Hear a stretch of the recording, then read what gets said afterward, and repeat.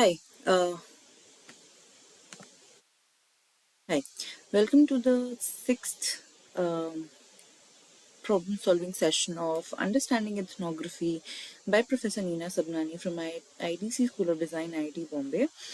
I'm Apeksha Gautam. I'm your facilitator for clearing your doubts and any issues that you might have with the course. We are already through 7 weeks of the course, and it's a total like an 8-week course, and we will be uh, just completing off with this course in the next week. We have a few more problem solving sessions left, so we can just cover anything and everything from the past weeks or from the current week that we are in. Any questions, please let me know, and we can discuss them right here while interacting, because I think that is the best way to understand concepts, and communicating and talking is one of the best ways in which we learn together, maybe a sort of peer learning. So now we move towards, we'll just see if anybody else would join in the session today. If not, I'll be just continuing giving a brief about what all had happened in week 6, and we might be able to start with week 7. We'll just see how that goes on. But we had last left on the week 6 module of the course, and we had discussed a few introductory aspects of the week 6 module, and we will be covering now and like moving on further to the deeper concepts. So any questions with respect to any of the weeks, and facing any problems, difficulties throughout throughout any of the concepts, you are welcome to join in the session and work with me. Yeah, so moving on, today we'll be starting off where we left in the last problem solving session.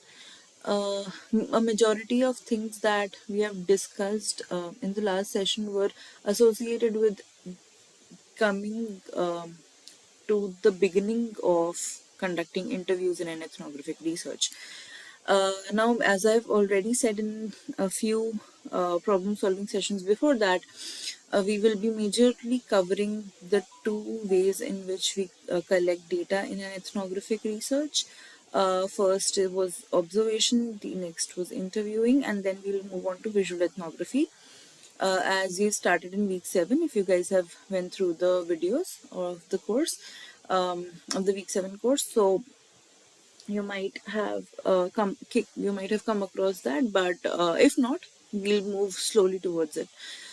But as of now, where we left in the last uh, problem solving session, we'll be moving further now. So yeah, while you're talking about what all is interviewing and what all things to keep in mind while we think of doing an interview in the ethnographic research, or basically start off with um, going to the field and interacting with the participants. So yeah, doing that, the one major thing that we should be very cautious about is that the interviewer, that is the researcher, walks a tightrope between the possibility of exploring new topics and the conversation going completely off tangent. Now, since you're talking about that during an interview, it is very important for us to make the participant feel comfortable about what they are telling us, and also make our presence um, a thing that they do not mind about, right? So the the idea behind this was that you start off with the conversation with the participant, and then try to come to your research question. As I had already said in the last problem solving session, we do not really go about asking the participant about like directly the research question that we have framed for our ethnographic research, because one, they would not be able to understand the underlying aspects that you might want to know within the research question. And secondly, uh, just getting an answer to a research question would not really give you the whole insight, right? Ethnography, the main agenda and the concept of doing an ethnographic research lies in understanding the context, why certain phenomena happen, why certain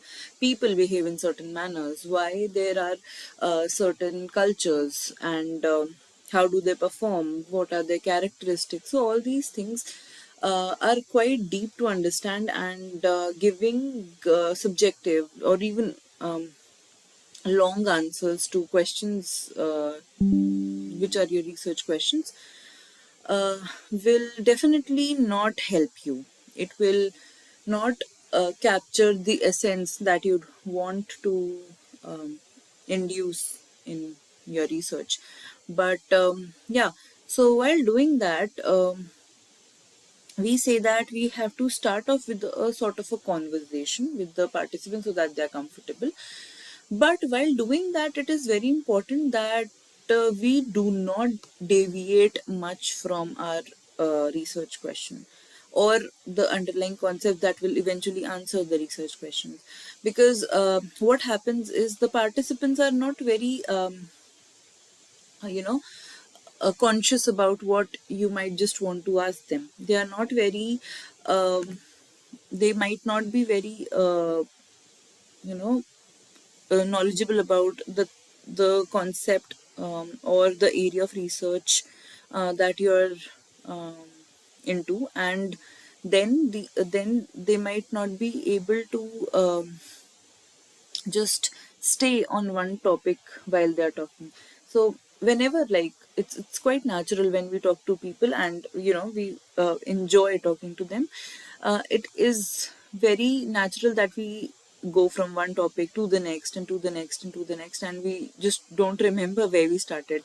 So yeah, that happens with your participants as well, because once you make them feel comfortable, you have built some sort of rapport with them, and they are not skeptical about sharing anything about their lives with you. Then it becomes a sort of very informal space where they are open and where they feel safe about talking about things in their lives and in general as well. So what happens is, when they become comfortable, they talk about everything, and everything that they can think of. Like it is quite common in interviews. Even if you are not doing an ethnographic study and you're doing a general qualitative study, even then it becomes, these qualitative interviews tend to digress from the main research question and from um, the main topic basically. So then it's the duty of the researcher to not make the participant feel uncomfortable if they have moved away from the question or from the main topic. But and also not like make them conscious that no, you want to discuss about anything else and not talk about what they are now talking about, right? So like for example, if you are like talking to some community of painters in a certain um, state of India, then, or maybe like the Madhubani painters in Bihar, for example. So you have gone there and asked them something, and then while you were talking and you have built some sort of rapport, you try and just start conducting your interview, and then you may just start off with. How do you make these beautiful paintings? These are so valuable, and these are actually so famous everywhere now, and because of this Make in India initiative, how do you think this has helped you? And or if not, why it hasn't helped you, and things like that. And while talking about it, they might just go on and on about what problems they face in their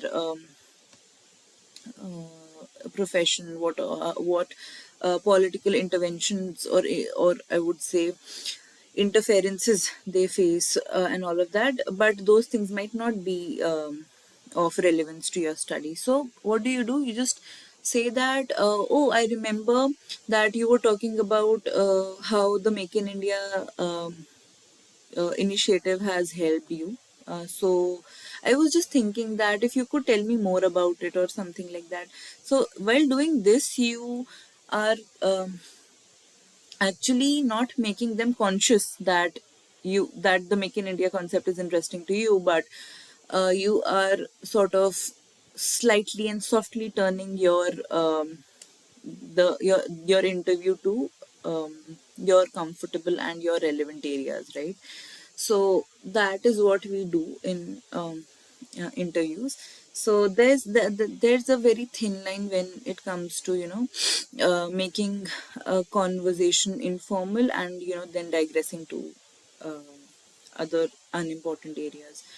Also, we must remember that sometimes while researchers think that the concept that or the phenomenon that the participants are talking about isn't of their interest, but sometimes they might open new avenues for the researchers to think about for a different research question altogether, or maybe for different areas to focus on, or maybe um, different things that might be affecting your research questions. You might never know. So you have to be listening to the participant very very carefully so that you do not miss on the important aspects. And yeah, also make sure that you know clearly uh, what parts of the conversation are not relevant to you, and what parts of the conversations might potentially turn out to be very important for your research. So you have to be very conscious about everything, and that involves what we'll move on to is listening in an interview, right? So let's just move there. So let's just cover a few things which say that the interviews enable us to. So why are we even taking interviews, right? So we had already talked a bit about it, but let's just cover it in a few points. It says that interviews access personal views, perspectives, and experiences. So while you are doing your observations, you actually get to know the behavioral aspect of your participants. You might understand how they are doing their household chores, or you might be observing how they are uh, doing a particular task of their profession or anything like that. So but when you are doing interviews and you're asking questions, then you will be able to understand the reasons behind those certain behavioral aspects, right? So these are all included and inculcated in their personal views, perspectives, and experiences. So all of these um, require words to be communicated. You cannot just read about people's personal views and perspectives. You have to be you might get some sense about their experiences, but again, personal experiences are something which uh, are not covered in literature. And yeah, and then secondly, you learn of incidents that we do not observe. So uh, what happens when you're not in the field is basically covered in interviews, or what might have happened before you contacted them. So all of these things you won't be able to observe, and therefore um, getting to know things that will be of importance to you and your research will only be covered through asking questions. um, yeah, and the third part is access multiple individual narratives, uh, talking about how important it is to capture the essence of what your participants are trying to say and their individual narratives. And these narratives comes from the perspectives and views and their opinions, obviously. But when you're talking to a lot of people, you have a sort of community that you're talking to, then even people belonging to one particular community might have multiple narratives to explain and multiple narratives to communicate to you. So these are again only done through the personal experiences and personal opinions of people. You cannot just get them anywhere or read about them in general.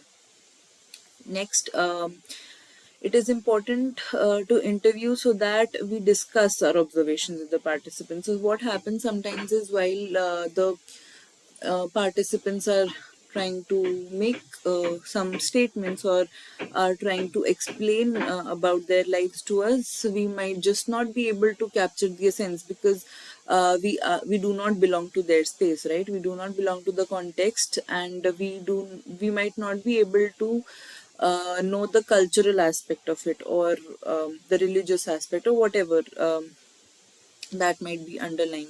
So in that case, uh, while you are actually listening and conversing with your participants, um, it is important that we also ask them about certain things that we might have observed in the field while we were with them and things like that, and get to know the underlying narratives of those. So um, these things also need explanations, and if your participants are not able to explain or tell about what they have been doing all through the day, then you sort of ask them more about those things, or maybe try to get deep into the meanings. Finally, engage with the sensorial nature of speech and silence. So now, while we are talking, like I am talking right now, I am talking in a particular tone, right? I am talking using certain specific words, but the tone that I have in my voice, basically enunciations, and I pause at some places. I use some fillers like types. So all of these things make my personality. They tell how I am conversing with you guys, or with like how I am explaining things to you. So all of these things make the sensorial nature of my answers. If you'd be asking me questions about something, my if I'll be very confident about it, I'll explain differently to you. If I am a bit skeptical about what I might not know about the topic that you're asking me, I might sound very different. So, and if I know nothing about what you're asking, then I will give you very different answer. Or maybe if I um, give you similar answers, the way in which I answer, the sensorial nature of my voice, of my speech will be very different. So these things you only capture when you're interviewing your participants, and these are very important, as we will see later in the slides as well. So here comes the sensorial quality of conversations. Spoken words are more than just content. Nuances of speech create layers of meaning. So exactly, you are not only concerned with what words your participants utter, right? Um, or what words occur in the interview. You are not only concerned with that specific physical aspect of the interview. You are much more, and way more interested in knowing how those questions are being answered. What was the state of mind in which the participants might be answering those questions? What are the um, we can say uh, nuances of the speech? If they are talking about it angrily, if they are talking about it slowly and softly, if they are talking about a certain things very quickly, and if they are taking long enough to answer a question, or maybe they're trying to not reveal certain things in the conversation. So all of these things you have to be very careful while while trying to understand what is going on. So you have to be careful about that, and you also have to be very sensitive of how your participants are actually speaking, right? These little nuances sets the basic context of what your participants are saying. Um, Again, so we're like, if, like, for example, you ask your participants about something that is very delicate, or delicate or sensitive, you know idea of the society. Like, for example, you might be talking about a taboo, and they might not be very comfortable talking to you about it, so they will not, they might not just upfront say it in your face that really don't want to answer that question, but they might feel a bit, you might see that they are feeling a bit uncomfortable while trying to answer that question. They might just, pause for a bit and just say, like, maybe I need to think about it, or they might just not answer at all, or they might be just say some random words and maybe scratch their heads or things like that. So you have to be very particular about these sensorial aspects.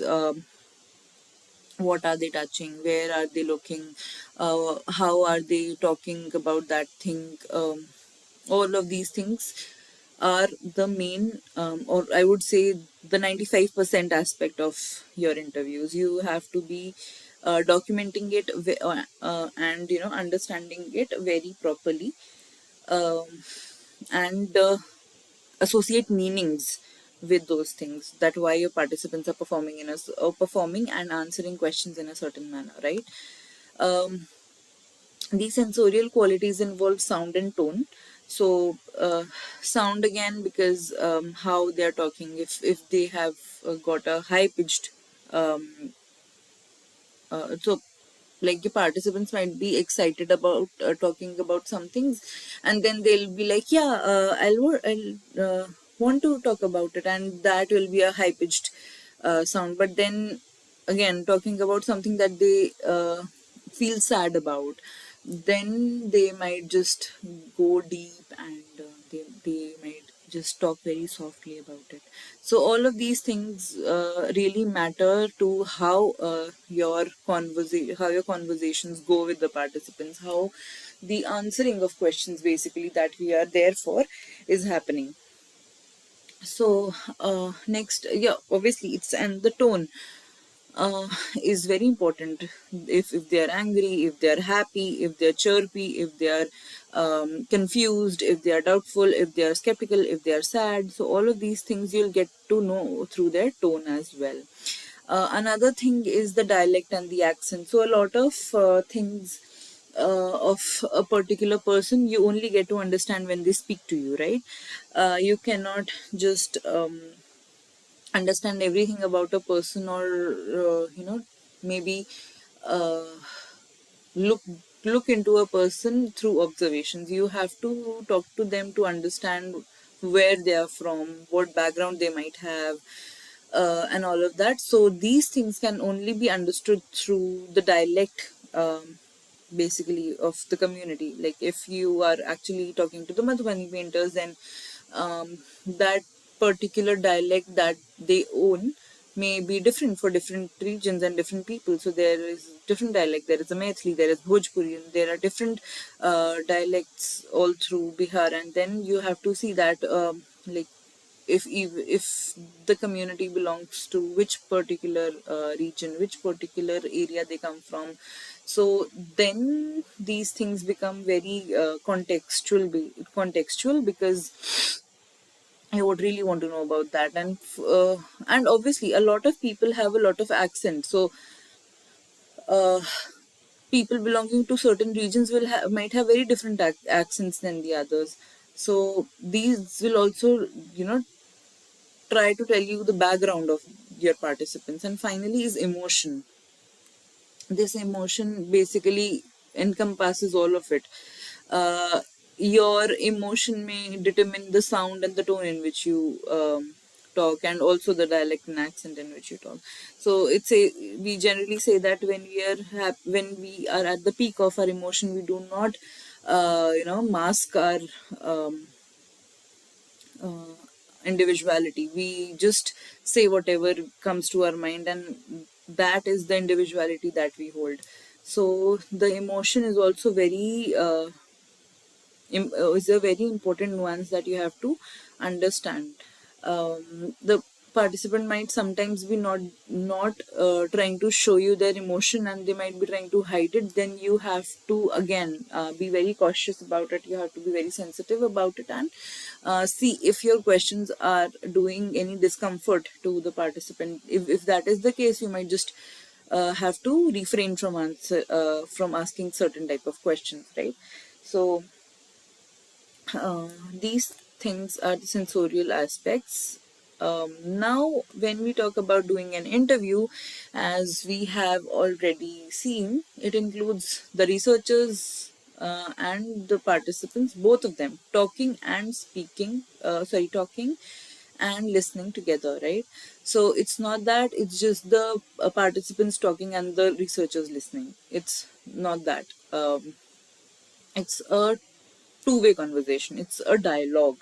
So initially researchers had refrained from talking a lot in their interviews because they felt that they might just influence the participants uh, answers, right? So sometimes what happens is when you're talking to your participants and you're in the field, you are there to ask certain questions. You think that you should be quite definite about asking something, and you will receive some objective, subjective answers to them. That was what the researchers thought, that it should work like that. But what happened?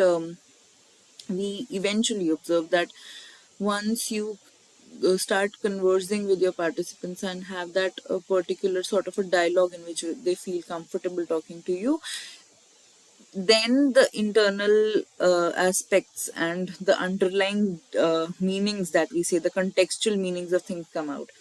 Because if you aren't speaking enough, you are actually not just you're actually just being there as a interviewer, and or I would say an interrogator, because that what it feels like if you're just asking questions and not responding to their answers, or maybe not reacting to their answers. If you're not doing that, then it becomes quite a formal setting, and then you might not be able to get any nuances from the conversation. So it is quite suggested that you listen to the participant very, very carefully, and also speak in the interview, so that you first make them comfortable, and second, uh, sort of um you know give direction to your interview, basically. So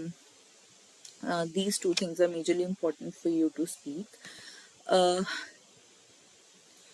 Now, Martha Norpuna says that listening is a very active process that deeply impacts the content, performance, and emotional tone of the narration. So, now this is with respect to that. If you are listening, and whatever you listen from your participants, you're actually going to produce that in your research, right? You're actually going to write that. You're actually going to portray your understanding, analysis from the participants' answers to the world.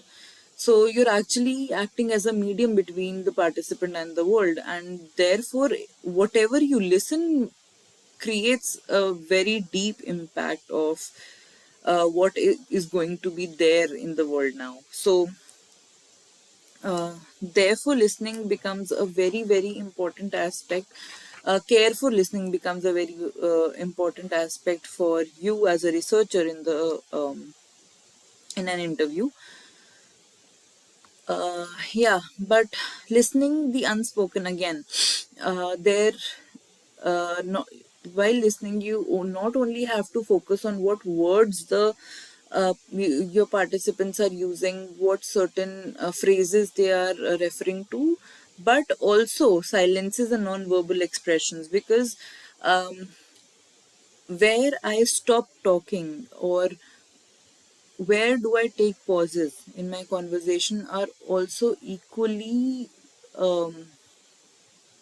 meaning laden as my words. So these pauses, silences bear a lot of meaning where you have to be very careful in noting and considering why your participants are, pausing at that specific moment. Maybe they are thinking, maybe they are uh, just judging if they should speak anything about this or not, if they should convey more about it. So all of these things are there in the silences. Again, non-verbal expressions. So obviously while you are talking, your face expressions say a lot. Your the movement of the eyes, the way in which you express your ideas are all through gestures, the way your hands move. So all of these things, like if I talk like that, I talk like that because of a specific reason, so that I'm not just speaking through words, it's actually through hands as well, so that you do not get a monotonous response from me about everything. So that can be one thing. Also, it can be my way of explaining things to you, so that you just not focus on what um, I am speaking, but also focus on the little points that I speak, and it also lets you know that which point to particularly focus on. It's that. So these things you have to actually note down or document as well, so that you get to understand why your participants are speaking something about a certain topic, right? So yeah, moving to that, uh, as we said, speaking is just as important. Uh, as I already discussed, it is very important for you to speak, because it's not only an interrogation session that is going on between you and the participant, it's also a lot of a two-way conversation that is happening. So you have to be equally interested and, what we say, equally involved into the interview as your participants would be. um, if you do not talk much, it would feel like you're just there to seek answers to your questions, and not have a sort of very particular interest into the lives of your participants. It also might feel like you're just there to serve a purpose, and after that you'll be done. You might not just turn back, or and therefore, in that case, if that happens, which shouldn't at all, uh, you will not receive any sort of nuances or underlying meanings of things that you are trying to focus on. You will just get surface level answers, and just random, or maybe not even true answers to your questions. So it's important because um, you should be answering questions. So it's not only that the researchers have questions for the participants, it's a lot. The participants are also sometimes like quite intrigued and quite curious to know about the researcher. They are very that there can be many reasons for that. They might first try to see that if you're an authentic person to talk to or not. Otherwise, they might also be just curious about your job, or maybe just very curious about from the place you are.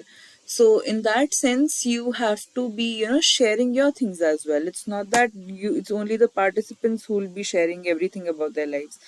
So obviously that depends how much you want to share. That totally depends on you.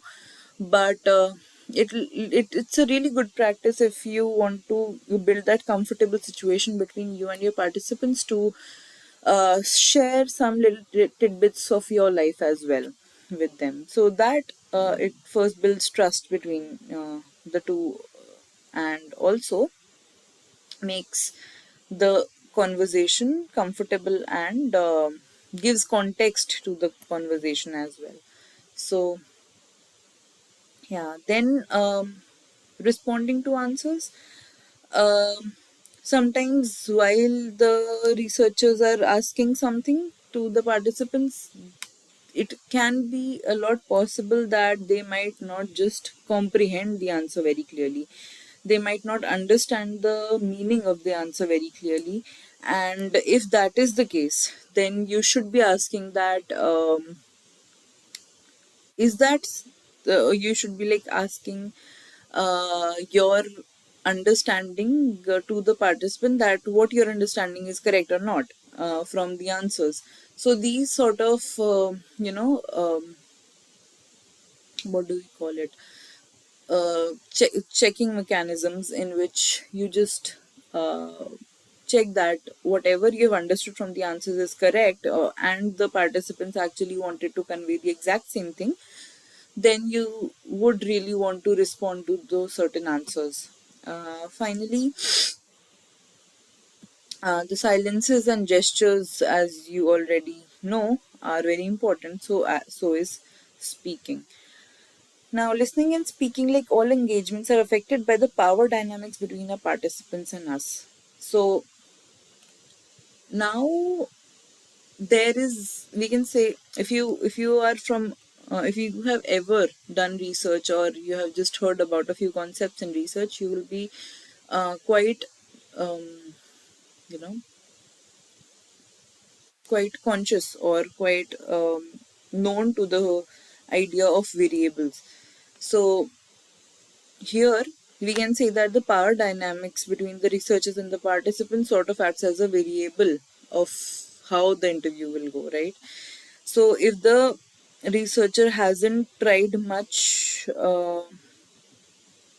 about getting to know about the participants, or maybe like building a rapport, then it might be the case that the researcher presents themselves as a powerful entity over the participants, which is clearly problematic, as one, the participants would not be sharing enough with the person they feel is above them, and secondly, they will not try to understand the researchers. Basically, I'm talking about, they will not try to understand why the participants are behaving in a certain manner, or answering the questions in a certain way. So again, if the researcher also tries to put the participants on a higher pedestal, then again that might become problematic, as the uh, participants may then decide in what ways they would want to communicate any knowledge about their culture to you, or if they should communicate any knowledge or not. In that sense, the power dynamic should be of equality. The listener, the speaker, which can be both the researcher or the participants, should hold equal power among themselves of moving ahead in the interview, right? So, yeah, as we said, the importance of speaking. As I have majorly covered all of these points, I'll just brush them through again. That first, it creates more comfortable and engaging conversation. Uh, because if the researcher is not speaking, it becomes a one way thing, and then that becomes awkward, because it sort of feels like a formal interview, or sort of interrogation session, which is not good. uh, while sharing our experiences and opinions and vulnerabilities, we make the participant feel that we are not an alien to them, right? So sometimes what happens is, if you're researching on some very sensitive topics, you would really want to voice your opinions about those topics as well, because um, it's not that you can just ask questions and seek answers to sensitive topics, and not talk about what you think about it, what it feels like being from some other community. So all of these, if possible, if you can actually you know if you have actually built a very nice relationship with your participants, sometimes the researchers also share their vulnerabilities with the participants, because the participants have already done that to them. So these conversations, these warm conversations, always helps in getting out information that can prove to be very, very important for your research. Next is building a more equal engagement. As I said about the power dynamics, this equal engagement will ensure that the participant doesn't feel that he or she or they are the only one who are actually talking and telling everything about their lives, and you're telling nothing.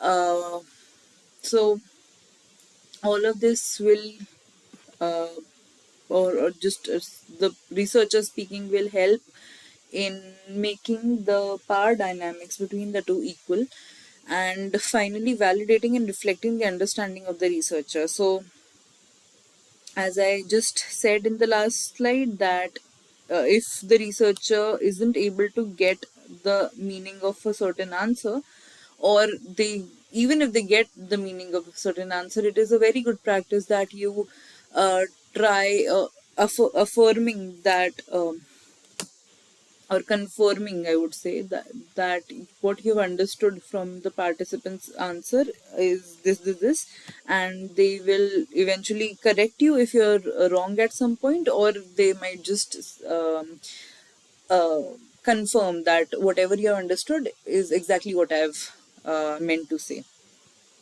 So this validating and reflecting is really important, because obviously you are uh, going to communicate the feelings and the answers of the participant to the world outside. So it becomes the responsibility of the researcher that they do not uh, take away any sort of misconceptions, they do not take away any sort of stereotypical opinions with them about the participants, and they communicate exactly what the participants had wanted to. Okay, and yeah, so we are moving to a very different uh, topic here, for quite a bit. Then we'll be again moving back to interviewing. This came from the oral history concept, in which we talked about that the historical aspect of your participants can also be of quite importance to your research. Um,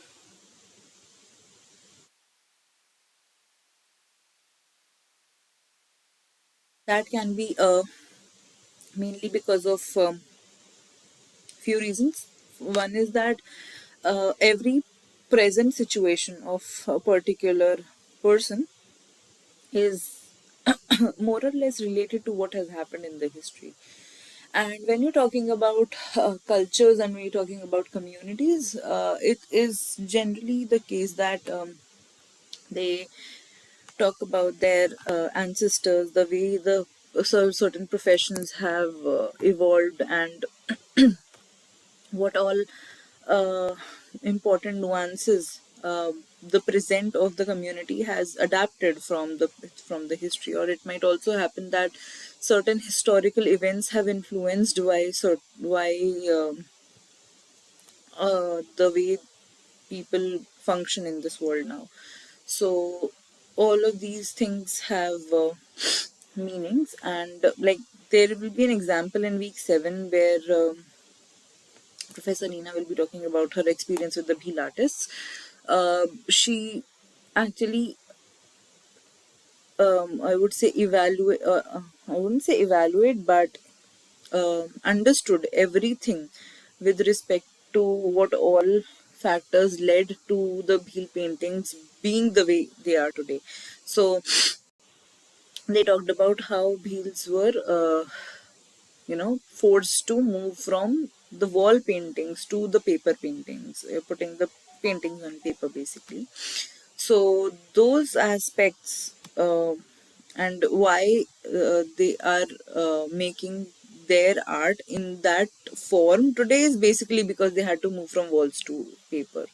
So those little examples will help you if you make connections from one week to another, right? You will find that every concept is interrelated. There is nothing that you can consider as something detached from the ethnographic thing, or even you might just find very deep meanings that are all underrooted and connected with one another, as we have seen all through the um, videos of the courses and through the learning material basically.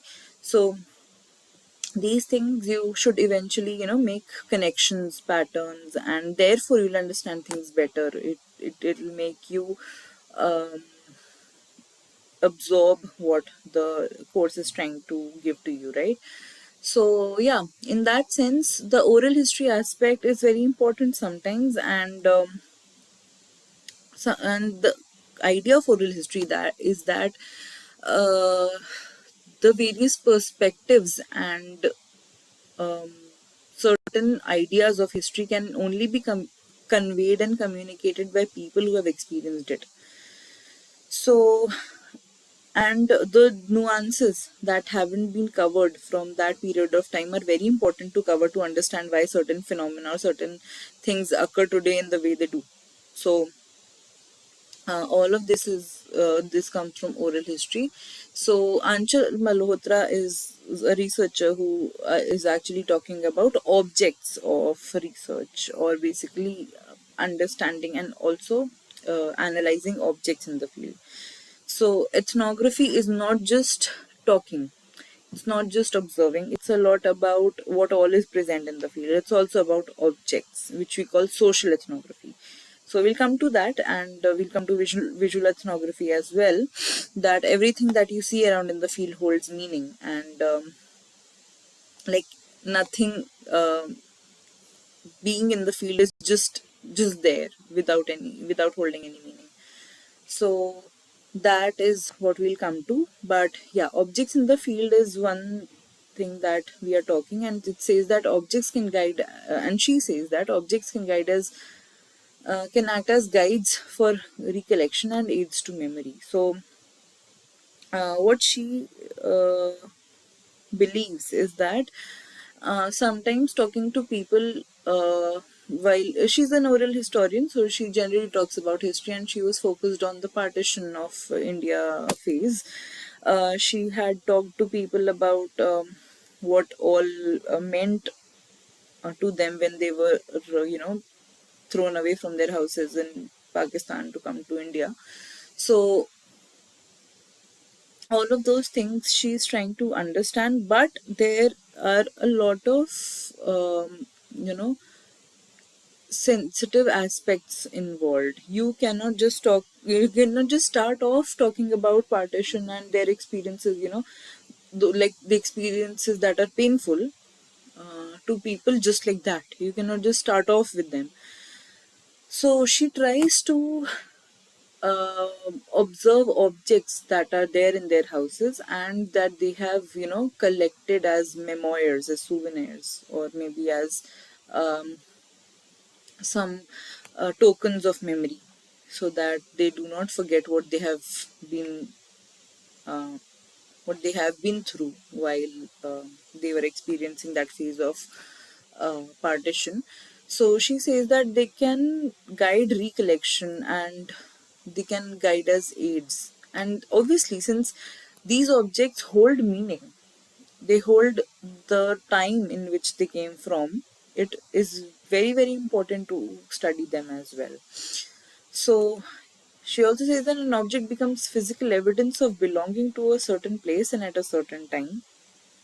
That is obviously a physical evidence that if you, like, for example, you might have some gifts or some, important little, um, what do we say? Um, Little things that your grandparents would have given you at some point in time, and when they're not with you, you think about them through those objects. So these things similarly work for your participants when they try to remember about a certain period in time, and these objects become evidences that that particular event had happened in the past, right, at a certain place and at a certain time, obviously. And the narrative built around these objects, that is what we are talking to, the memory that is associated with these objects, which is recalled through them, constructs a social ethnography. So, yeah, social ethnography is like sort of a wider term that we are using for everything that we might associate with the field, right? You might associate participants from the field, you might associate some scenery of the field, you might associate some artifacts. We actually call these objects from the field as artifacts in a lot of different researches as well. So more or less these are similar, but these can be given different names in different researches and by different researchers. So since these artifacts and objects hold a lot of meaning, they are also a part of social ethnography. Moving along, uh, we again come to interviewing here, which say that maintaining a fine balance. So, as in the first, like today's first slide that I was talking about, there needs to be a balance on the uh, way in which your conversation is flowing in your interview, and another one being a sort of what do we say, a fine um, type of carefulness that you need to um, portray while you're doing an interview, so that you do not digress to a very different topic that you might just not want to spend time on. So you have to have sort of a balance between things while doing an interview, and these things are speaking and listening. So it's not that you can be like speaking a lot in the interview, or maybe like just listening on and on, not saying anything at all. So you have to keep that a 50-50 share for both of these. uh, you have to make sure that you are actually sort of, speaking as much, not exactly as much, but on sort of an equal note with respect to how much your participants are telling you. So you can be maybe just reaffirming their points, or maybe just expressing your um, thankfulness to them for sharing certain points of their lives and things like that. So and obviously you shouldn't be like speaking too much, because then you'll be taking away the whole opportunity of the participants to share anything in the interview. So, yeah, speaking and listening have to have a fine balance, fluidity, and structure. Again, as we have seen in the characteristics of interviews, of ethnographic interviews, we have seen that the ethnographic interviews are supposed to be fluid, and these do not hold any sort of rigidity within them. Fluidity is basically because you might never know that if you just, like, for example, if you just have a rigid questionnaire in your head, or a rigid set of questions in which you think that you'll be just cutting off like a laundry list, then you will obviously fall short on the basic or major nuances that might be there in what your participants are speaking about. Like I had given that example of a researcher interviewing the fisherman, so where she did not at all pay attention to what was happening around her, and she just kept off asking questions in a serial order, right? So that shouldn't be there. The fluidity has to be maintained so that you can see that what important aspects you might cover in your research. But again, there should be a structure. You cannot just talk about everything and anything with your participants, right? This is exactly what we say by digressing from the research question. So uh, the structure has to be there, which shouldn't be a rigid one. So this is what we mean by the second point. And finally, empathy for the other and a desire to learn from them. So yeah, exactly. It's not that while you're talking to your participants, you can just keep on empathizing with them. Maybe if they're talking about their um, past experiences or their past trauma, if at all. If your research is sensitive enough, then you cannot just sort of empathize with them and not ask questions that are important to you.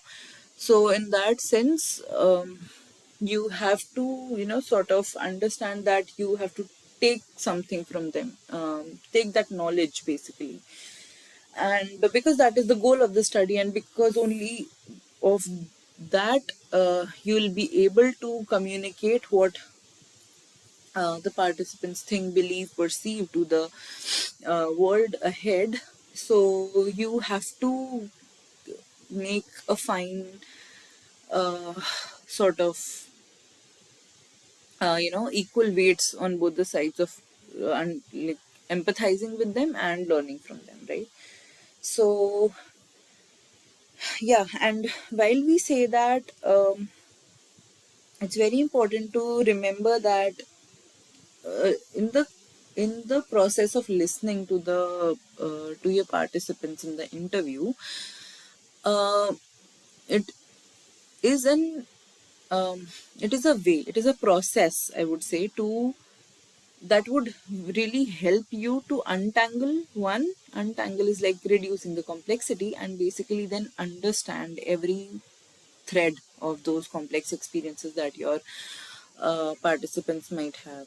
So only through listening you will be able to do that, and obviously asking more and more questions about certain things can help you, but if you don't listen to them properly, you won't be able to understand that complexity, and won't like address that complexity properly. Yeah, moving forward,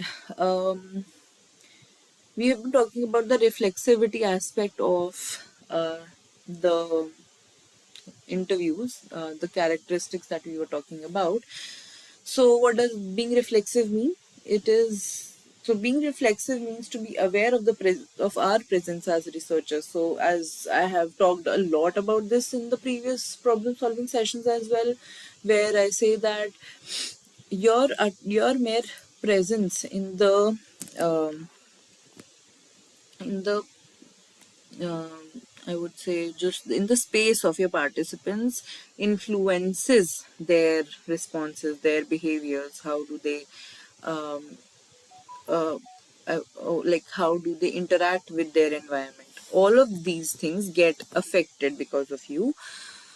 Basically, because we portray ourselves very differently when we are in front of others, and while we are alone, we are quite a different personality altogether. So it's quite what do we say, basic and quite understandable that your presence as researchers will definitely affect what your participants will be talking to you about. Also, while you will get to know each other better, you will understand that your participants will be majorly talking about things that you will be interested in. They will talk about things of your domain. They might like if they are quite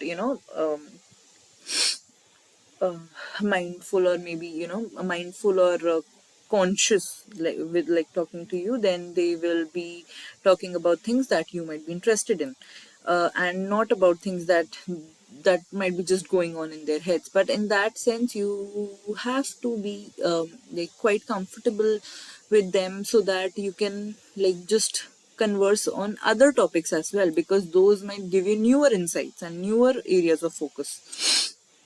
So that is what we say, that you have to be quite uh, reflexive about. Then our subjectivity, because we belong to the participants, and researchers generally belong to different areas of contexts, or different contexts altogether. And they might belong to different geographical regions, they might belong to different cultures, different religion, different socioeconomic conditions, and all of that. So the idea of a lot of different things, of a lot of concepts, like for example money, um, or savings or anything like that, varies a lot. Your participants might have quite stark differences in opinions with yours, and that you should be very open about. You should be quite reflexive about it. You have to be mindful about what um, uh, backgrounds your participants come from, why do they hold certain perceptions and opinions. So all of that, you have to be quite open about it and address it maturely. Then our position in the context, again, researcher is obviously an outsider when it comes to your participants, but it's not that it is always the case. You can and you will eventually um, try to dwell into the environment of your participants and try to do what they're doing. Like me, as I said, during participant observation, you might just want to work with them, and you might just want to spend time, and so that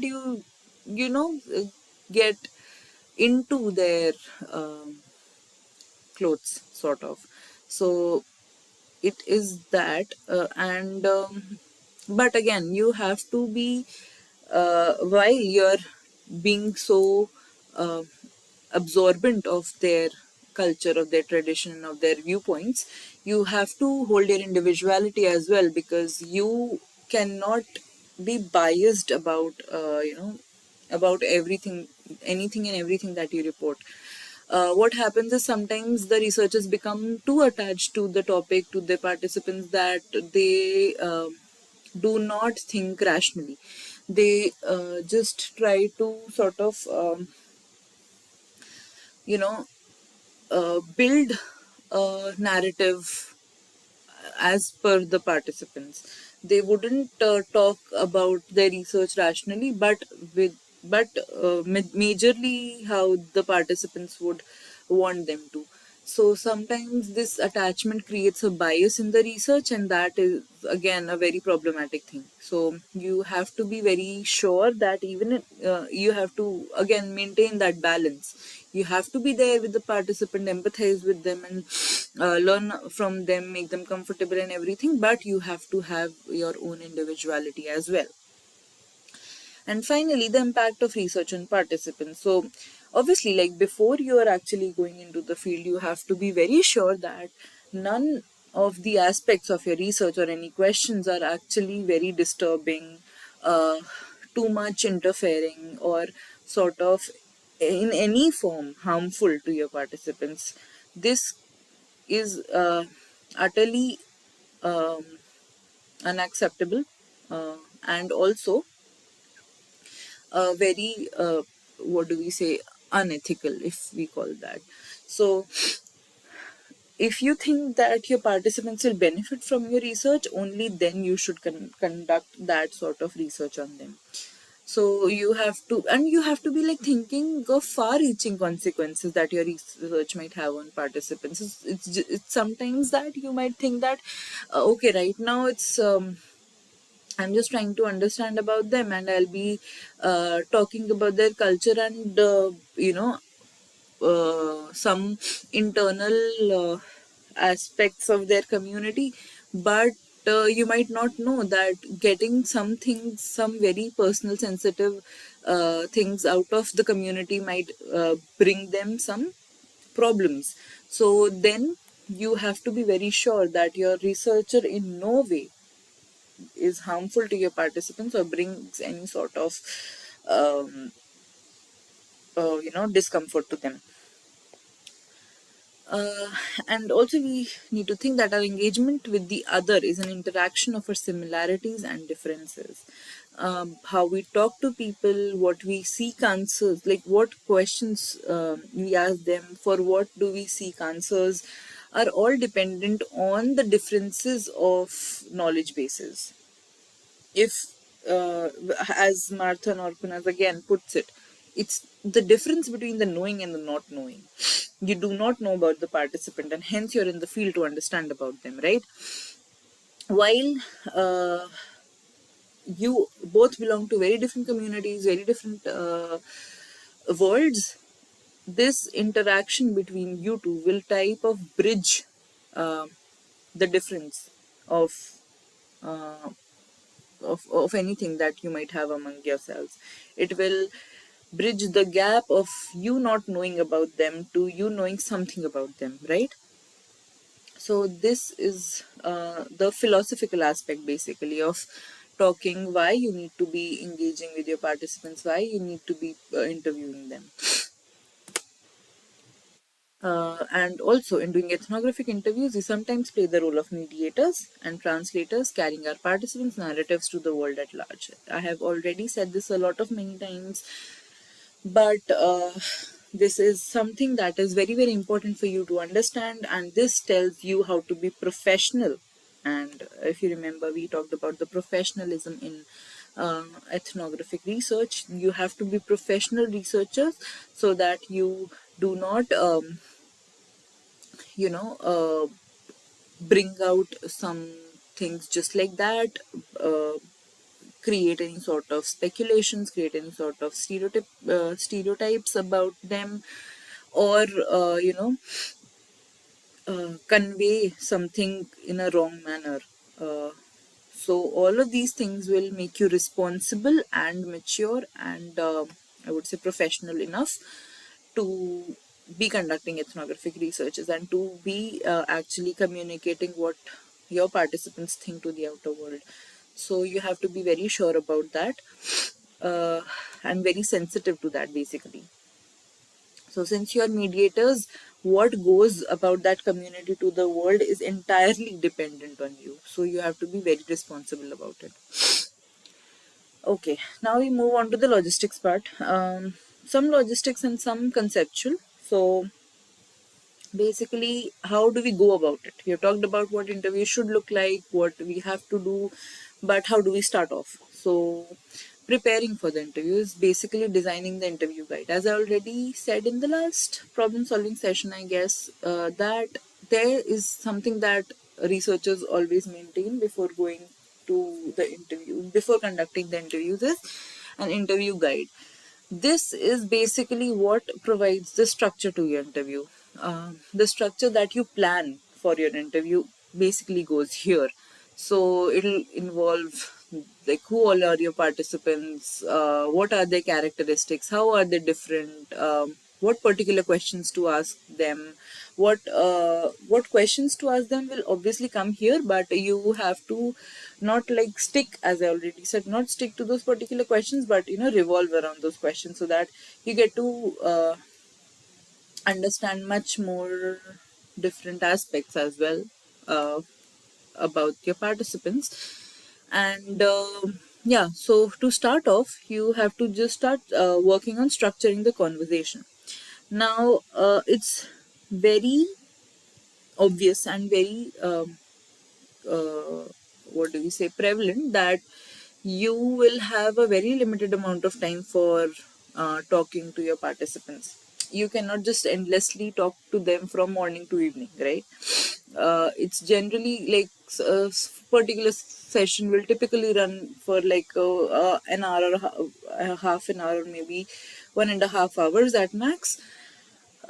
So that you are making sure that your participants don't feel bored, they don't feel like too much tired talking to you and answering your questions again and again. They might just feel uh, frustrated if you keep lingering around and asking them questions for too long. So it's that you clearly and within the time limit that you just assume or maybe estimate that for which the participants will be available to you for talking. You have to make the conversation meaningful enough, right? Also, it's not that you'll be conducting just one interview with your participants. Your interviews will have a lot of different phases, stages, and all of that.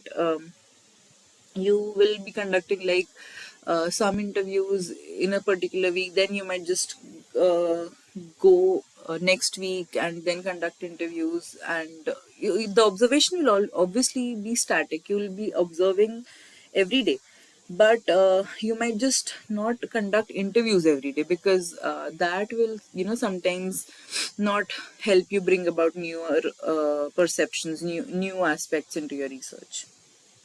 So you might just sometimes take interviews in different months or different time of the year, as you have already seen that the time and space are very crucial aspects of planning your study. So yeah, the first point of structuring the conversation is crucial, is essential, because this is how will you will eventually start off with talking to your participants.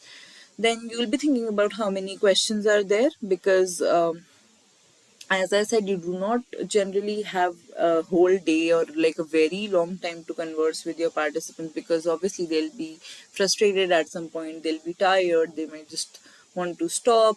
So, all of that you have to be mindful of, and these number of questions, like typically there are 8 to 10 questions for an hour long interview, and if they are less, you might just focus on some broader concepts. You might just um, be trying to find newer aspects to your research. That is fine. But again, if there are too many questions within that 1 hour, then it might be possible. It is actually a lot possible that you miss out on important aspects from the questions that you're asking. So basically, Nina ma'am explains this in a wave structure. It says that you start off slow with, if you're from research and you have seen the normal curve, you will actually understand how it goes. So it'll start slow, and you'll start on a sort of a uniform level. You'll just rise a bit in the introduction, and then you will like move towards the peak where you're actually trying to answer, or basically uh, touch topics based on your research questions, and answer them, and then you'll slowly move towards the downwards directions and move a bit, um, you'll go slow down, and not ask your researchers a lot of different questions that may be related to your study. You'll just try to conclude your interview with them. So all of these things work like that. Everything in the world works according to the normal curve, every aspect. So in that sense it goes like that. So you start off slow, then you move a bit. There is at the peak is where the conversation is quite intense, and then you move slowly down so that you can end the conversation comfortably. You will eventually not just um, you know just abruptly stop at the peak, because that is where you are actually getting the most important answers from. So obviously you won't do that. Yeah, then talking about how many questions, you should follow the wave structure. uh, and then how to begin. As I told you, begin slowly, make the interview sort of much more conversational, talk about some random things in the beginning, so that you can eventually move towards areas of your focus. What are our core questions? Core questions come in the middle of the wave, which is exactly where the peak is, right? The, like that. At that point, you need to know where the core questions come in. That those questions are basically related to your research question and your areas of focus. So you have to see that what are the core questions, then you frame your questions. So you have a bit of idea that you will be um, moving about in this pattern, in this wave pattern, but then you have to sort of concretely describe what you'll be asking, right? So that you just not move about uh, you know talking about one thing in a circular manner, right? So that you are quite sure that this is I'm trying to seek answers for. So you will be framing all your questions of the beginning, in the middle, and at the end in a proper manner. And finally is a final set of checks that you will actually go through your research, your interview guide, and see that in how do you think the interview might go, how would you like it to go, and there are no very disturbing questions in your um, interview guide. You have to check that, and obviously there are no very sensitive questions in the beginning. You have to also check that, and at the end you may finally come to a concluding aspect. You make the participants feel comfortable enough that they just end slowly towards um, coming to a conclusion. So all of these, once you're done with them, then you're prepared for the interview. Like, this is your uh, preparation, your pre-task that you have to do before going to the field and conducting the interview. So if put into words, then the interview guide is an outline of the interview prepared before we engage our participants in an in-depth conversation. So basically, as I said, it is a structure that or outline which is sort of a preparation before we go into the field, and it is a set of questions, or rather a set of topics, which act as a roadmap for the interview. Because set of questions looks quite concrete, which you or maybe quite fixed, so we say that it can be a set of topics which you will be majorly talking about, like you aim to talk about to your participants. So yeah, interview guide guides the interview basically, as we say that. And yeah, talking about core questions. Core questions relate to the research topic or the subject that we want to discuss. As I said, we start them, we talk about them majorly in the peak of the wave, and they encourage in-depth conversation, reflection, and further exploration. So basically, at this point, we say that you have to be very, very focused in listening to what your participants are saying, because this is where the main knowledge is coming from. So, and this is the peak point of the interview where you have to be like in all your senses and all your uh, consciousness to, focus and have the full attention to the details of what your participants are talking about. So yeah, this is where the further exploration also might just occur. You might just go home and think that, oh, at this point this is a very interesting attribute that they have talked about, or this is a very important topic that I want to know more about. So yes, these questions are the most important. They focus on the knowledge access through the conversation. As I said, you are majorly interested in these questions because this is the knowledge that you're trying to seek. Uh, the, they focus on the particularity of the participants' experience and individual and collective experiences. So um, these questions, so basically the answers to these core questions are supposed to be, or maybe are expected to be, quite detailed, and therefore you have to be very sure that you capture the nuances, particularities very well. And finally, these individual and collective experiences are also important because you might just come across possibilities or maybe instances that are important to the community and to the individuals as well. Now we'll come on to how do we frame the questions of our interview guide. So we just start off with the language that we use. So we have to be again very sure, if you are somebody who do not speak the language of your participants, then again you have to be quite what do we say, you have to be working more hard, like even more harder, because then the understanding nuances is very difficult when you are talking to your participants not in their mother tongue, because when you're translating, it becomes very difficult to put what you exactly feel into words. So these things have, if language acts as a barrier in your conversations, then you have to be sort of sure that either you know the language of your participants, or you have somebody in your team of researchers who know their language quite well, or would have been to their context before at least, so that whenever they are talking about culture specific things or maybe like language specific things, Because sometimes people use certain phrases very differently in different contexts and in different languages. So these things you will be only able to get the essence when you know the language. So also what type of so we were talking about the sensorial things, right? What tone we talk in, and what accent do we have. So also the researcher's accent and researcher's language also matter a lot, because once you open your mouth in front of your participants, they'll be able to understand if you can actually empathize with them or not, if you will be able to understand their concerns or not. They will act accordingly and they will share information accordingly with you. So you should feel like somebody who is not very far from, right? Far off from.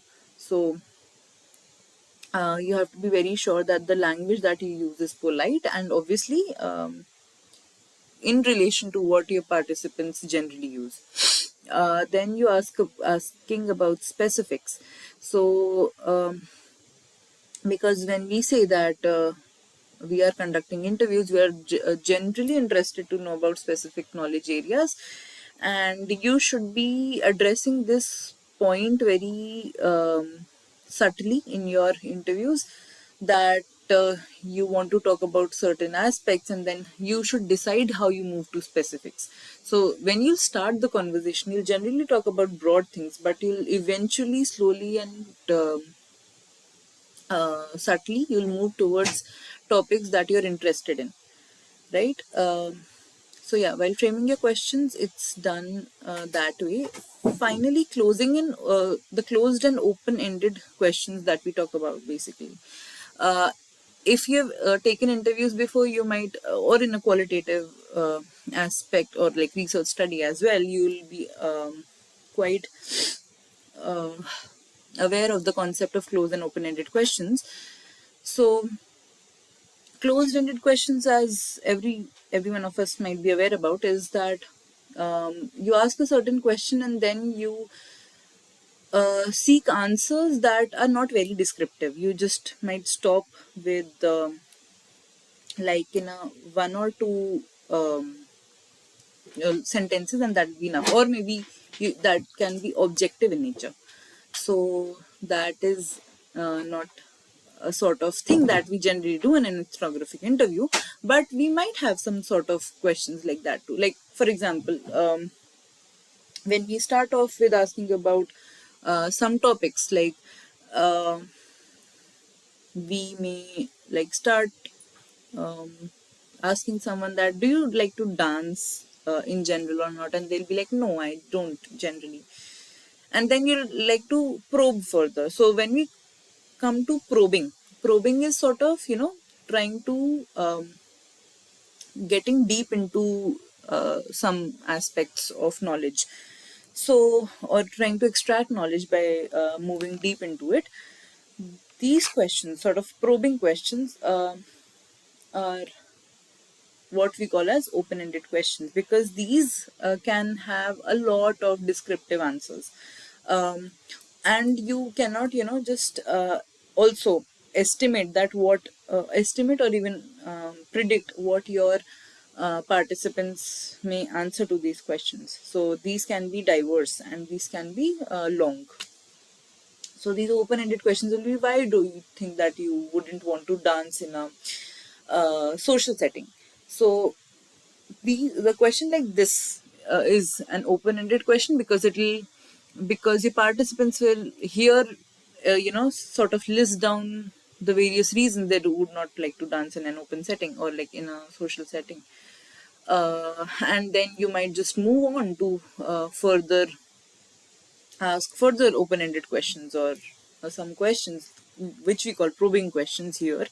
That if they say that I am quite shy when it comes to saying anything, or performing anything in a social context, then you would probe and say that, why do you think you feel shy, and what is going on in your mind while you think that you wouldn't want to dance in public. Then they might tell you some reasons associated with it or anything like that, and then you might just probe more that why do you feel like in that way because of a social setting.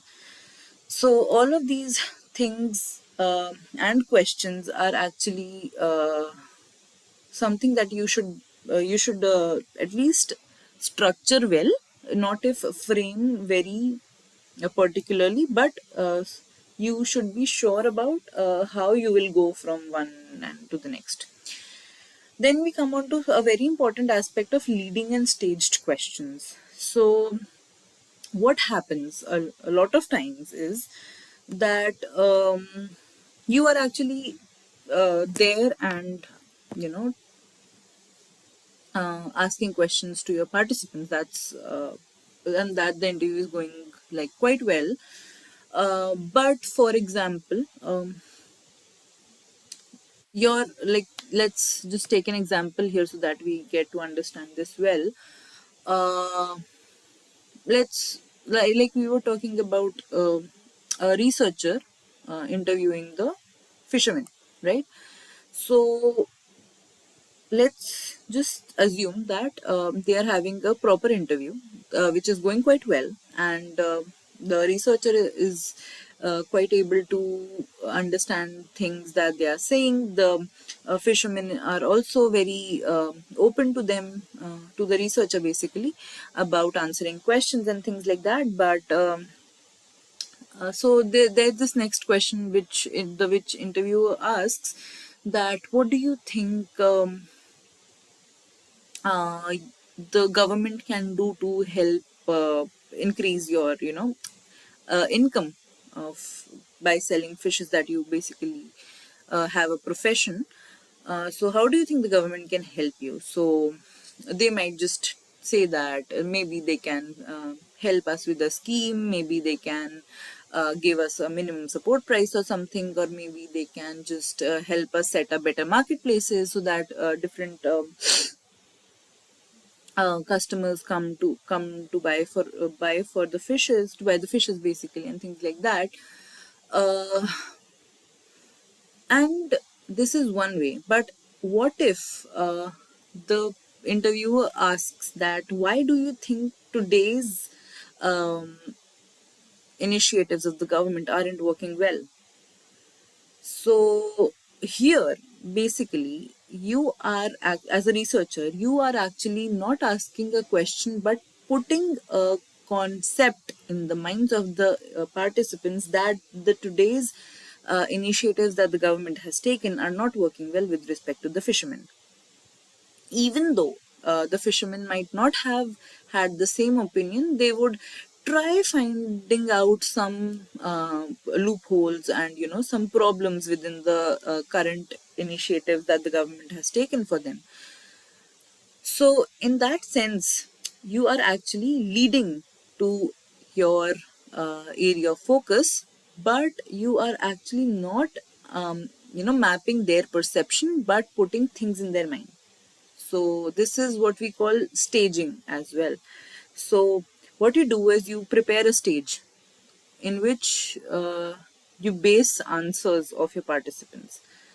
And while doing that, you are actually imposing your topic, your perception on your participants to answer similarly.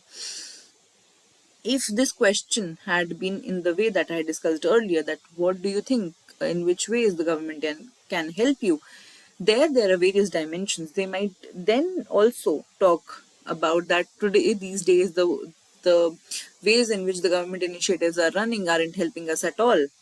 Or they might just say that these days the initiatives that are there are helping us enough. We do not need much now. We have a proper market and we can sell our produce there. So that is a rational question to ask, because you get both the perspectives. And when you ask that, why do you think things are not working in this setup, then you're actually making a point that things are not working. So now you have to be very careful while framing your questions that none of your questions are leading questions or staged questions. Leading questions eventually make the participant think about a particular phenomenon in the way that you want them to. And staging is a staged question is something like this, that you have set the stage that the things are not working well for you. Then what do you think can happen next? So you have to be very careful that you do not include such questions in your questionnaire. And if you find any, or basically your interview guide, and if you find any, then you have to replace it with the subtler counterpart, which the neutral counterpart of it, as I should say. So yeah, you have to be mindful about leading and staged questions.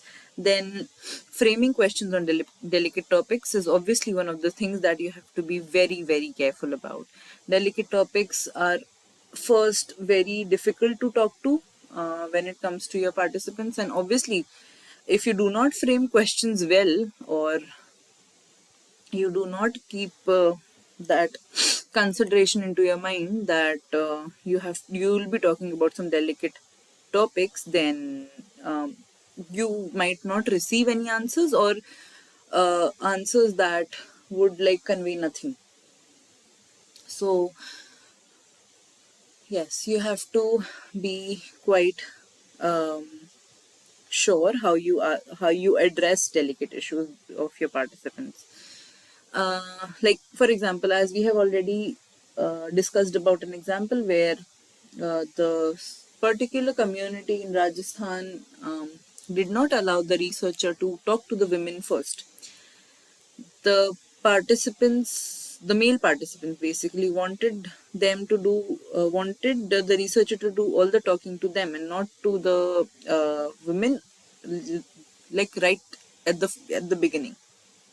So you cannot just go and ask that why are you not allowing us to interview your women. So these sort of framing questions will actually give you no answers, or and these can actually create issues with the trust and rapport that you've built with the participants. So you have to be careful about this, and using objects and visuals as aids. So as we had seen in the Anchal Malhotra's case, she was looking into objects and artifacts and then trying to generate meaning from them. These objects and visuals will come to the visual ethnography, and we'll understand this in deeper details. But these objects and visuals play a very huge role while you frame your question. So you can maybe, if you are observing, well, during your observation, you have observed certain artifacts in your participants' home or in their workplace, you might just want to frame questions around them. That what do these depict? Why do you have kept them there? Why are they of this structure, or maybe of this color? You can maybe ask them these questions. And finally, you have to be very I would say smooth with how you transition your topic through your topics.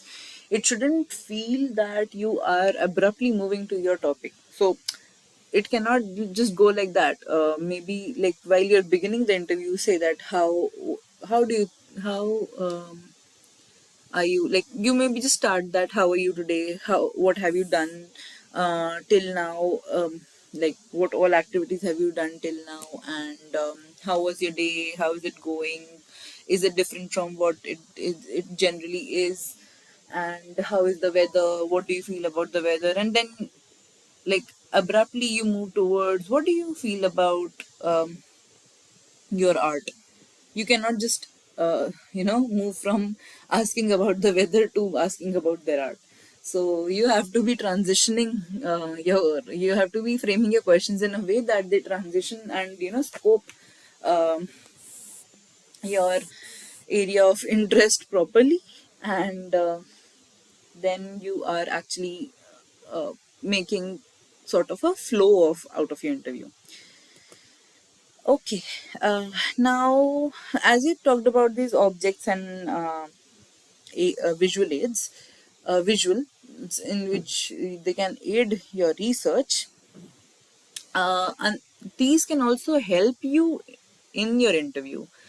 So what happens is, as Anjal Malhotra says, that she cannot start talking about partition just like that. These objects help her create conversations, right? So that the participants feel comfortable talking to her about it, and they do not realize that she's eventually coming to talk about partition. So all of these things, are facilitated by these objects and artifacts. So you have to be also very, sort of strategic, and maybe you can intelligently work through how you can use artifacts and objects in your research.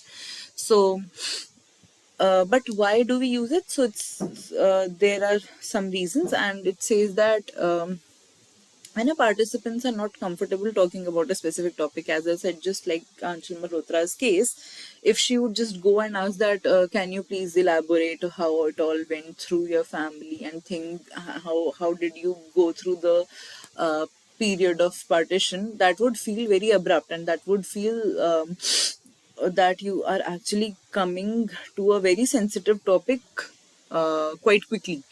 So, and they might not be just wanting to, excuse me, remember that trauma again. So they might not be very comfortable talking about it, and then therefore those objects that she's using, those little memoirs from that time, she's using them to start off the conversation. Also, when the participant is unable to articulate their thoughts in words, what happens is, like, in the participant observation, as you would remember, we had talked that there are a lot of things that the tacit knowledge that we were talking about. There are a lot of things that could not be put into words, but can be just expressed, and can be just put into practice.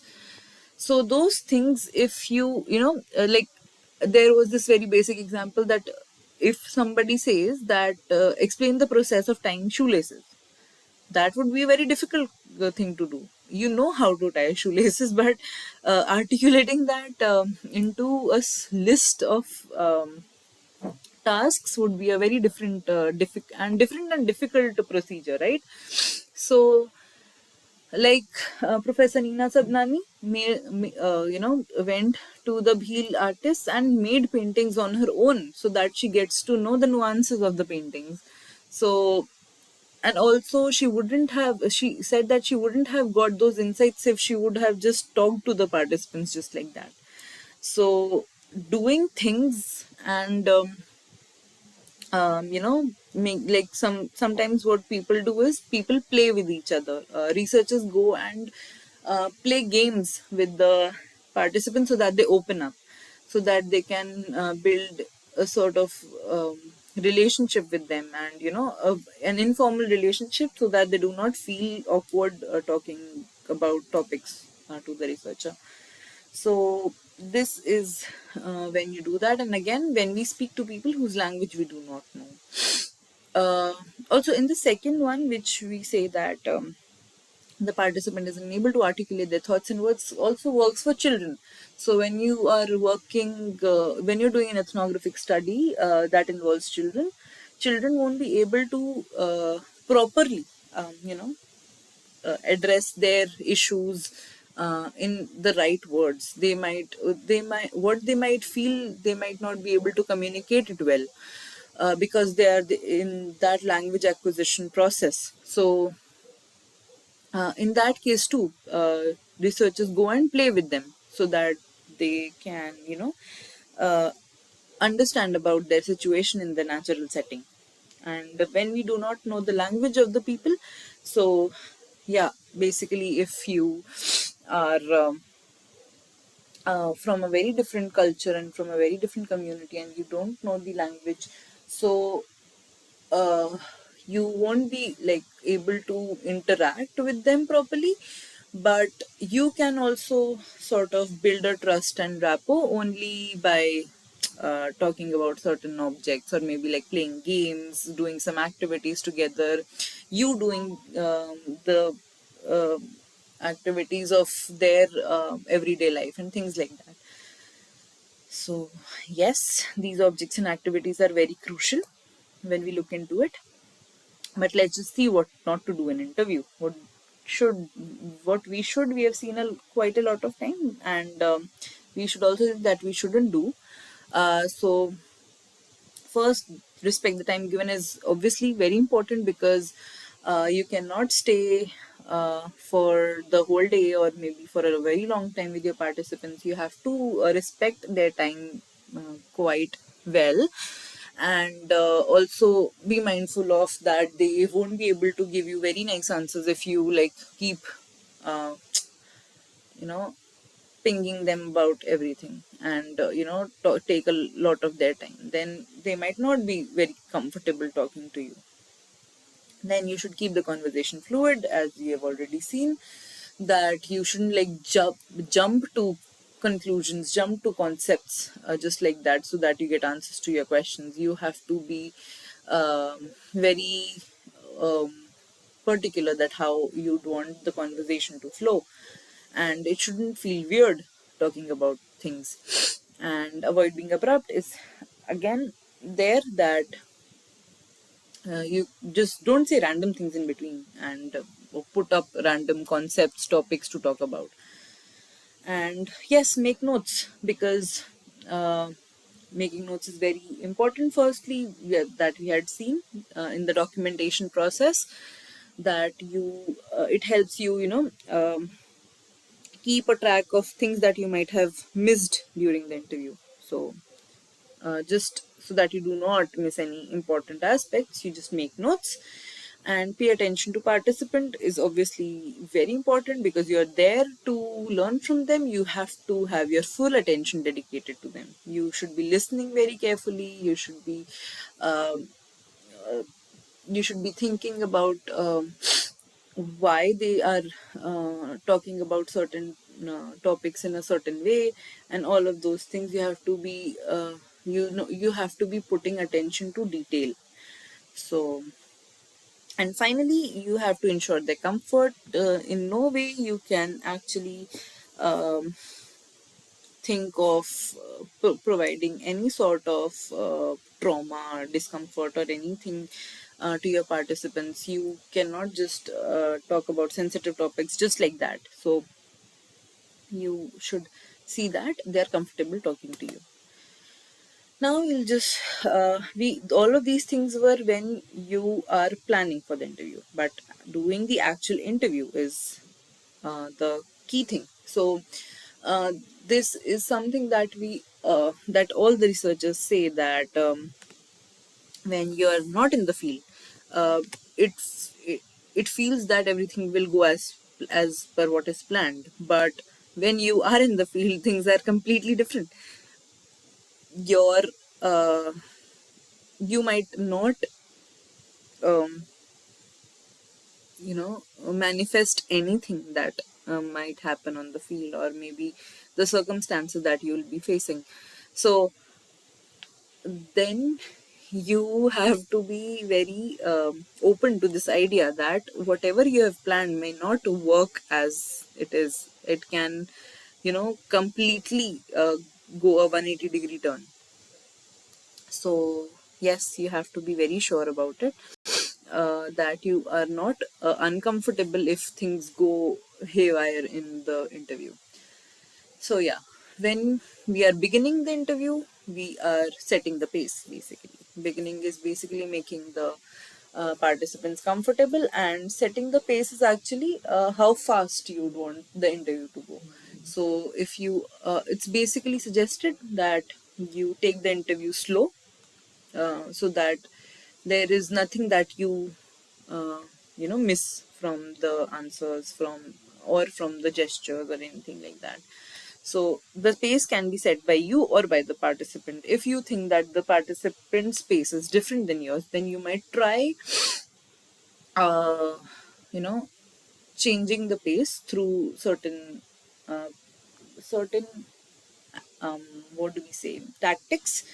By employing certain tactics, if you think that the participant is going too fast, you might just try to slow them down um, by maybe just you know trying to make notes of it, and then just asking them, then can we just uh, talk slowly about it, because I have to like document everything and things like that. You can either ask them, or also just employ some techniques in which you can slow down. Also, if you think the uh, participants are going too slow on things, then maybe you can just try to set the pace faster. So silences and non-verbal expressions obviously are, as you discussed, are very important aspects of the interview. You have to record them all. You have to make meanings of, or you have to understand and try to, you know, put meanings into why did they occur at all. And difficult and taboo topics, obviously, you have to be very uh, sensitive about them. You have to be very careful while talking about them, and talking uh, through them. So both of them is very important. Then responding to the participant is, yes, like you, while you are actually listening to them, you can maybe just say, like nod your head. You can just start doing this, so that you are giving them an impression that you're understanding what they are saying. You can also give them uh, some non-verbal cues, like maybe just head nods, or maybe yeah, or things like that. These affirmatory exclamations will actually help them understand that you are interested, and obviously you are understanding everything that they are saying. So this is very important. Avoiding digressions, as we have seen from the very first page of the presentation today, that it's important that we do not let the participant deviate too much from the topic, so we can clearly, eventually and easily bring them back. And then transitioning across topics, as we have already seen, and closing of the interview is very, very important, because this is how you make sure that it becomes a nice experience for the participant to talk to you. So closing should be also very slow, and you shouldn't just like abruptly close an interview. You should be actually conclude, like, say, like for example, you might just try repeating what all you have understood from the interview, and express that how important this interview was for you, and how much you've got to learn from them. So all of these closing remarks and things will eventually set up a very nice conclusion for your interview. And when we say how do we begin the interview, we go about talking that how, like, we introduce them to the study. So as we have already seen that, because you are a very different person for the participant altogether, you need to tell them how important your area of study and your studies for you, and why is it important, and why it can be important for the participant as well. So you introduce them, so that you don't feel like an alien to them who's just there to seek details. uh, so you have to be, you are actually trying to introduce yourself basically to the interviewer, and your context, sorry, to the interviewee basically. And you start learning about them as well. Initially, through observations, you might have learned something about them, but here, what you do is you just confirm that whatever you have observed is correct. So you maybe start off with that, or maybe just talk about the family. You talk about how, what do they work, what is their work, and do they like their work or not. Just, or maybe like little subtle questions. So you can start off with them. And also the very most important thing here is get their permission and consent. So basically, when you start off with an interview, if you're recording the interview through a camera, if you're recording a video, you have to ask them for the permission if they can record, if you can record their videos, their faces. If you're recording their audio, you have to again seek permission for that and ask that we'll be recording your audio for our purposes, so that we can, make inferences out of your answers. So is that okay to you? If not, then you might just resort to other methods like making notes. And yeah, and also the foremost permission, that if we can ask you certain questions on certain topics, because they know the why you're there, like what is your area of study. If they know that they what your area of study is, then you just eventually ask them that can we just ask you questions about this topic. So uh, this is how you start with. Also, you ask them if you're recording them, if you're um, um, taking photographs, videos, then you ask them if they want to be anonymized. So all of these things happen while you're just setting the pace and starting off with the interview. So researchers need to be Martha again. So researchers need to be so deeply sensitive to their narrators that they could sense their breathing rhythms, their narrative style, the way they paused or spoke quickly, and to adopt these rhythms themselves. So as you were talking about these non-verbal cues and silences of trying to understand their meanings, so Martha says that even the breathing speed of your participants should be one of the factors that you should be focusing about, and you should make meaning out of, because these are very important things that will eventually help you that tell uh, what their narrative style is. So even these things are very, very important. So it's basically how much detailed observation you can do. Now, setting the pace, as I said, it is generally suggested that we slow down the interview, basically because first we have to, sort of control, we have to shift the control that we have in the hands of the participants. So what happens is the participants generally tend to start off slow. They tend to talk about a lot of things in the beginning. So initially we give them the baton and say that yes, and think that yes, okay, we will start off at your pace and slowly take things ahead. So slowing down the interview helps give that perception to the participant that they are actually dominating and manipulating the interview, right? And that is okay. So again, it gives you space for introspection, not just you but also to the participant. uh, as I had addressed this topic in the last problem solving session, that it's not just the researcher who is gaining knowledge from the interviews that they conduct, it's also what participants realize about their answers. So when we speak about our views and we become aware of what we were thinking actually. And we try to introspect that why did we just say about this question, or why did we answer this question in this way. And you might like, people are generally not quite aware of why they think in a certain way. So these things not only helps the researcher understand about the participant, but also the participant understand about themselves. So this introspection is really important for the participant to get into. And finally, reflection, both on the aspect of the researcher and the participant, because the slower the pace, um, it will help the researcher absorb the answers. It will help to move to the next question, that what should be asked next. So it helps in that. And yeah, introspection again, just like introspection, the participants will also reflect of why did they give a certain answer to that certain question.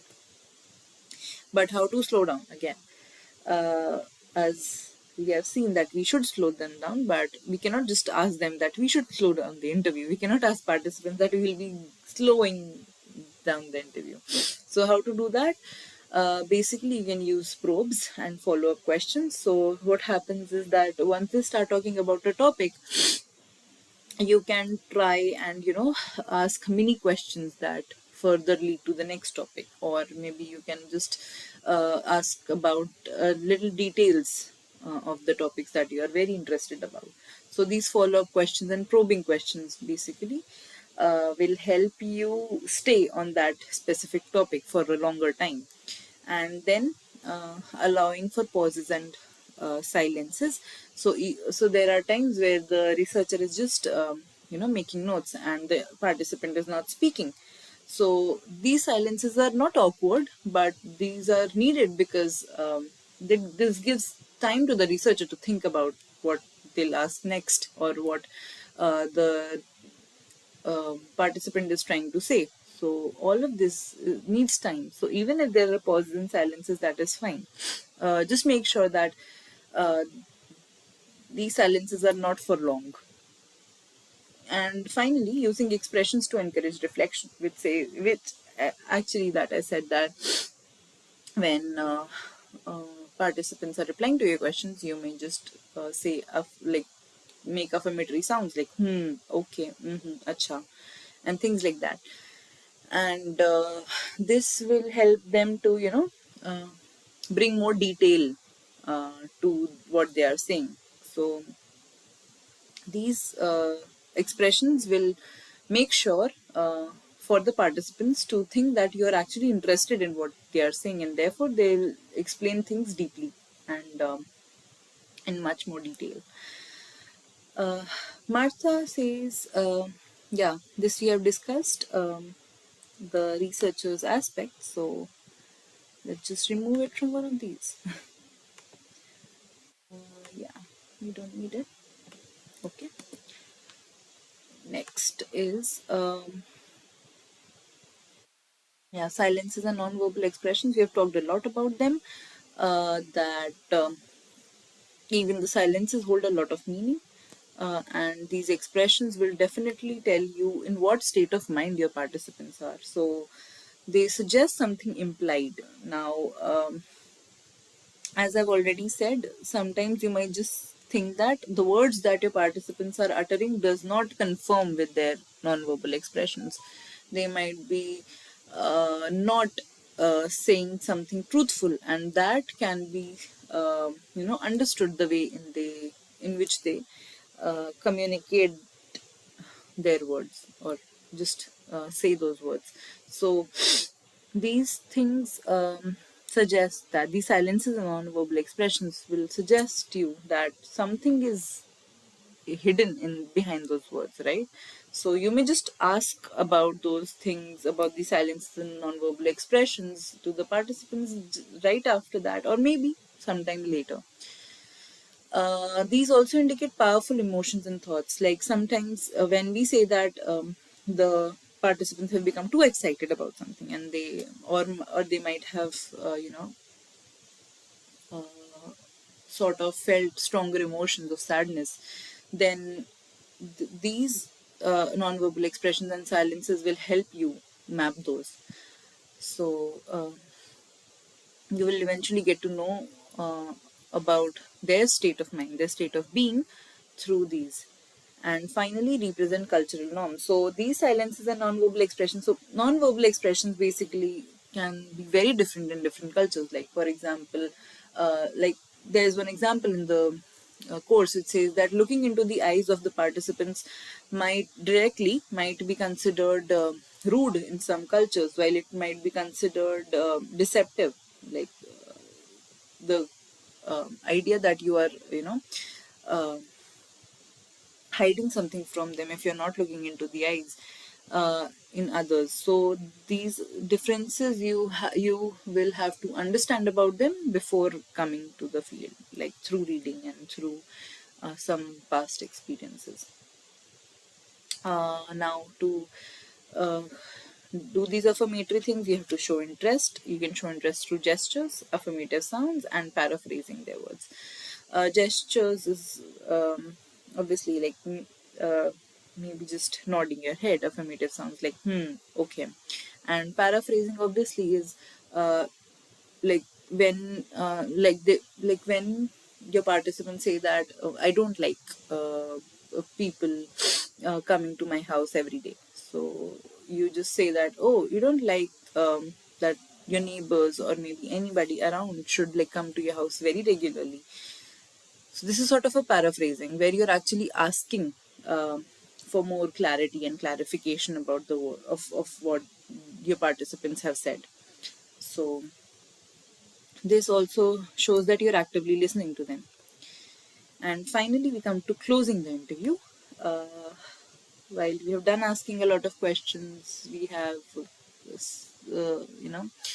uh, understood a lot about the participants, then we move towards two simpler topics. So maybe just say that, oh, it was very nice talking to you, and things like that, and on a comfortable note, say that that thank you for all your time, for every for all those experiences that you've shared with me. Actually, I feel the same about them, and maybe just share your little experiences with them. So this will make them make the interview move towards the end on a comfortable note, and express appreciation. Obviously, that the if you might also be impressed with your participants on a lot of things, then you just express that, oh, I just love the way in which you explain that to me. I just see that how much effort you have to uh, uh, give in while you are doing your profession and things like that.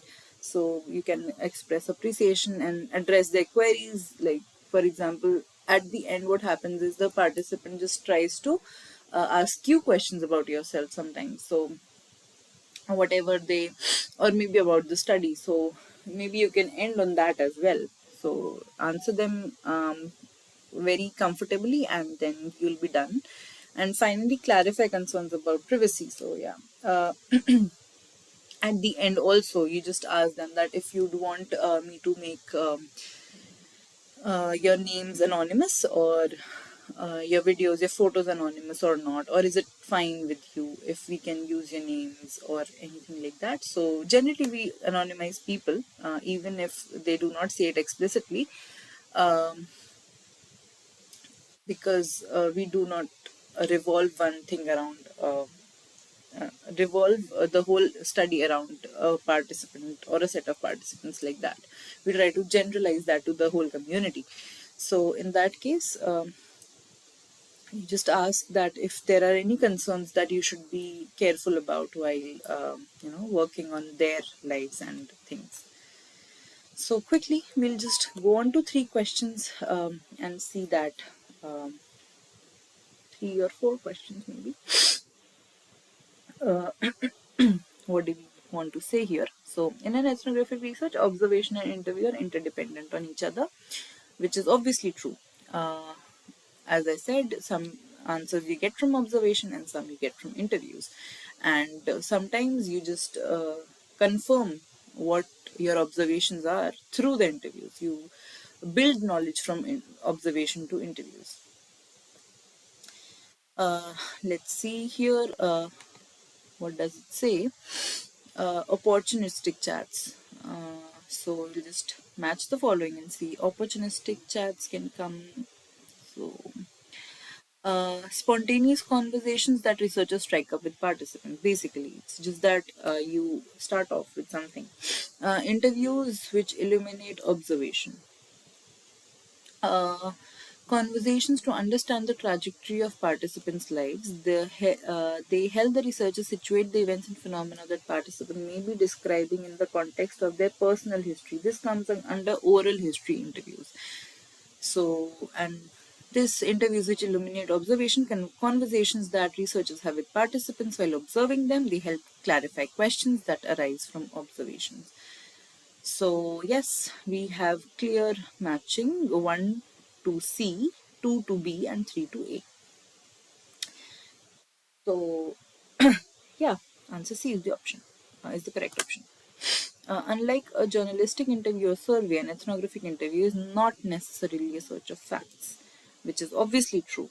Um, Ethnographic interviews can be about behavior, can be about processes, can be about phenomena, can be about art, can be about anything.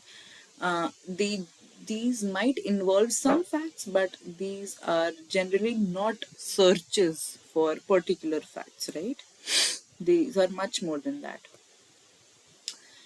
And yeah, open-ended question. So let's see the example and then see which type of question it is. So hi, how has your day been so far? So this is obviously an opening question. You'll ask them and like you'll ask your participants this first.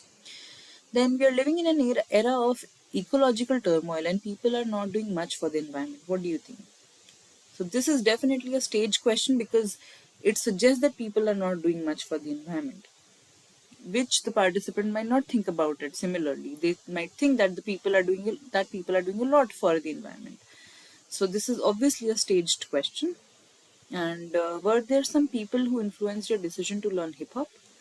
So this is sort of an open-ended question because this is this will sort of ask the participant to enlist reasons or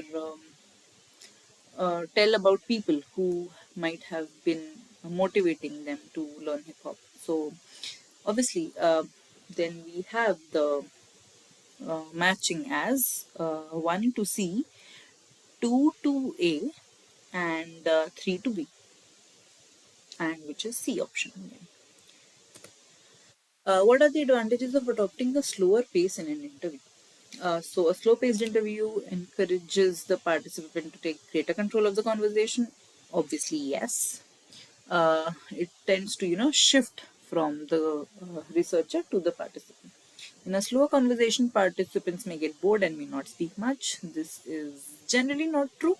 So, obviously, this cannot be an advantage.